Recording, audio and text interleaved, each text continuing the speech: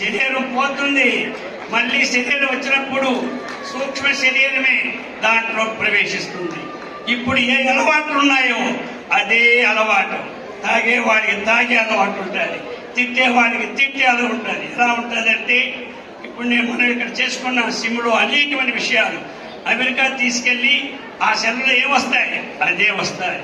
అందుకే మన వారు ఒక మాట అన్నారు, రామేశ్వరం వెళ్ళినా శనేశ్వరము వదలదంటారు. అందుచేత మనం ఇప్పుడు చూడండి, భగవద్గీత కించిదధీత గంగా జలలవ కణికాపీత. లాస్ట్ జన్ ఏం చెప్పారు? సకృదపీయేన మురారి సమర్థే సకృదపీయేన మురారి తస్య సమీపేన చర్చ. ఎవరైతే భగవద్గీతను చక్కగా అభ్యాసం చేస్తారో మొహానికి పాపాలు పోతాయి.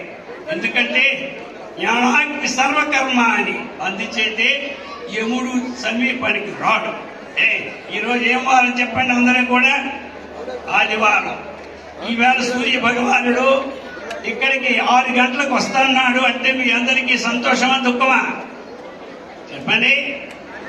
రేపు సోమవారం కాశీ నుండి విశ్వేశ్వరుడు వస్తున్నాడు ఈ ఎగ్జిబిషన్ గ్రౌండ్ కంటే సంతోషమా దుఃఖమా?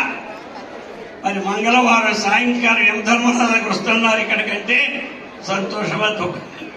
ఎవరైనా వస్తారా? రారు. యముడు రాకుండా ఉండాలంటే ఏముండాలి చేతిలో చెప్పండి గట్టిగా? భగవద్గీత. భగవద్గీత కించిదధీత. గీత చేతిలో పట్టుకొని వెల్కమ్ యమధర్మరాజు అంటే నో నో ఆప్కే పాస్ నహీ ఆయేంగే, క్యో భగవద్గీత హై ఆప్కే పాస్.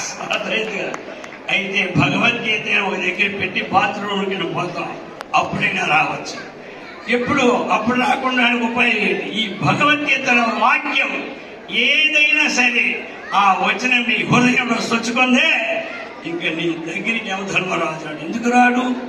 భగవద్గీత సాక్షి. జ్ఞానాగ్ని దత్త కర్మాణం అంటే ఏమిటి? ఎవరికైతే భగవద్గీతలో చెప్పినటువంటి జ్ఞానం మొట్టమొదటి ధర్మం పట్టుబడాలి. తర్వాత భగవంతుడు చెప్పినటువంటిది ఏమిటి చెప్పాడు? సర్వభూత స్తమాత్మానం సర్వభూతాని చాత్మని ఈక్షతే యోగయుక్తాత్మ సర్వత్ర సమదర్శన యో మాం పశ్యతి సర్వత్ర సర్వచ్చ మై పశ్యతి తస్యాహం న ప్రణశ్యామి సత్యమే న ప్రణశ్యామి. చూశారా? భగవద్ దర్శనం కాలేదంటాం. ఎవరు భగవద్గీతను ఆశ్రయించుకొని చక్కగా ఉన్న తత్వం ఒకటే అదేమిటి? పరమాత్మ స్వరూపం. ఈశ్వరుడు అందరి హృదయాల్లో ఉన్నాడని చెప్పారు కదా. ఇప్పుడే మన కసిరెడ్డి వెంకటరెడ్డి గారు కూడా ఈశ్వర సర్వభూతానామని. అలాగే భగవంతుడు అందరి హృదయాల్లో ఉన్నాడు. గుర్తుపెట్టుకోండి, అర్థమైంది కదా?